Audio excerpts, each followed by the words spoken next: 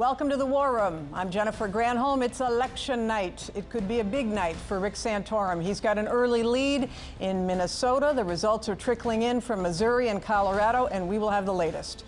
Then, an interview with California's Lieutenant Governor Gavin Newsom, an early and ardent supporter of gay marriage, and he's here with reaction to today's decision.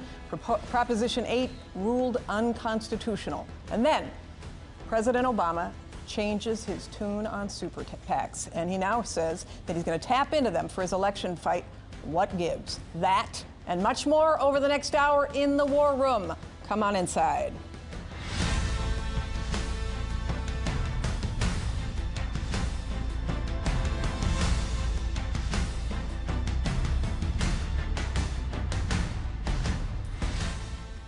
Glad to have you here. We're in front of the big board. We are going to look at these election results as they come in, but we are here with two great guests tonight.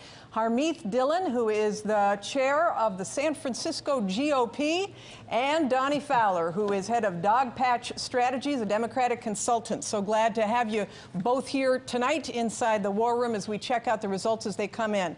As you can see, we have the board from Missouri up. There's only 1% of the precincts reporting. Santorum at 38%, Romney at 35%. This has just switched within the past minute or so. Only a few thousand votes in. It is predicted that Santorum is going to win this. You notice that Gingrich is not on the ballot here.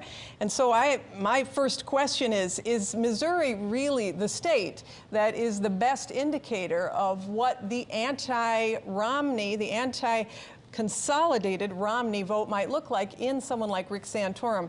Harmeet, what do you think? Well, I wouldn't quite put it that way, Governor. I think that Missouri is going to be a very strong state for Santorum because of its high percentage of evangelical voters. And that doesn't necessarily correspond directly to anti-Romney voters, but it is a state that he's predicted to do well because he does have, throughout the country, strong support from that particular demographic. In fact, this area right here is considered the buckle of the Bible Belt, and we'll be watching those results as they come in. It's interesting, though, in the 2008 Republican primary, McCain won this primary over Romney. McCain 33%, Romney came in third. Huckabee beat him out.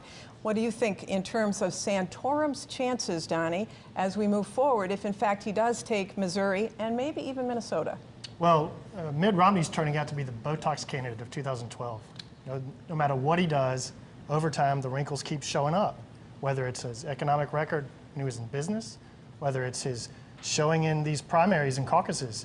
Romney won Colorado and Minnesota 4 years ago, and there's a really good chance he's going to lose the states this year. So if you're Santorum or you're Gingrich or you're Paul, you're feeling like you've got a wounded duck here. Well, you've got a chance, at least, right? You've got this. It means after tonight, if in fact Santorum wins, that we see potentially life in this Republican primary extended, right? I would agree, Governor, but I see this more as a zero-sum game as between Santorum and Gingrich. I really don't see any of these results decreasing Romney's support amongst the voters. Well, it's interesting because in this state, if you looked at the polling going in, the prediction was that Santorum would win Missouri by 45% and Romney by 32%. So I do think you're right. It's this question of, is Gingrich, what does he do after tonight? Let's take a look at what happens in Minnesota. Minnesota, 2% of the precincts reporting. Look at the Santorum number, 49%. Again, it's just 2%, so there's a long way to go. But look at Ron Paul, significantly ahead of Mitt Romney. No wonder he was downplaying the results today. And Gingrich, again, coming in last. We'll see what happens, but here's what the prediction from Minnesota looked like as they were going into tonight. The prediction was that Santorum would win 33%, Romney 24%, Gingrich 22%, and Ron Paul 20%. Kind of interesting. And in this one, this state in 2008, the Republican caucus, Romney won it over McCain. So what does this mean? How does he spin this coming out if, in fact, he comes in as low as you see here, Harmeet? How does he react? Well, it shows he has some work to do among conservative voters, obviously. Again, Minnesota is a state with a high number and percentage of evangelical voters and Christian voters. And so Romney's got to be concerned by the fact that he's got the support of the governor of the state. And he's got to be concerned that he has the support of the former governor of the state. The current governor, Mark Dayton, is actually a very popular Republican. In fact, in all three of these states, Colorado, Minnesota, Missouri, the Democratic governors are all very, very popular. It could be important in the general election, obviously, but here in this Republican primary, what does it say about Tim Pawlenty? Well, it says he doesn't have very strong coattails in this state. It sure where does. he used to be the governor. That's it correct. sure does. There's a general rule in politics these days that endorsements don't matter. Voters are sort of tired of being talked to, tired of being told how to vote, and they've been told for a year now that Mitt Romney's going to be their nominee, whether they like it or not.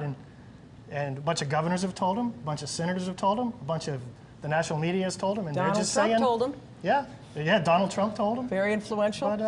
But But they're not having it. People are not having it. I think the party's feeling its oats. And I'm going to show you Colorado, but Colorado is just finishing, so we don't have any results yet. Just to know, though, just to give you the figures on what is expected to happen in Colorado tonight, the prediction was that Romney would win this, but by just a small margin, 37, with Santorum maybe 27, Gingrich 21, and Paul 13. But of course, as we look now, the most important states to watch, at least for the next few minutes, are going to be Missouri and Minnesota. Donnie, I'm curious to know whether you think this signals that Gingrich is dead. Well, Gingrich gets to decide that, and he's angry. There's nothing like a wounded animal to be afraid of, and he's wounded by Romney and by his super PAC. Romney is being wounded not by Gingrich as much as he's being wounded by his own base. A majority of Republicans are not very happy with the Republican choices they have compared to last time. For sure. And turnout was lower in Nevada, lower in Florida. It looks like it's going to be lower in these three states than it was 4 years ago. So this anti-Obama change the country conservative wave is not showing up so far. And Harmeet, your opinion of Newt Gingrich. Actually, I'd love to know, who are you supporting? Well, I'm not going to say because I'm the chairman of the county here, and I think we got four. I would vote for any of them over President Obama. So. Okay, this is where we say she's got to say this because of what your position is. That being said, I think you're seeing a split field for that very reason that I just articulated. There are a number of strong candidates. They appeal to very different sectors of the party. You have the libertarian wing. You have the business wing, you have the movement conservative wing represented by Gingrich, and then you have the social conservative wing with Santorum. And so we have all different aspects in our big tent in the Republican Party.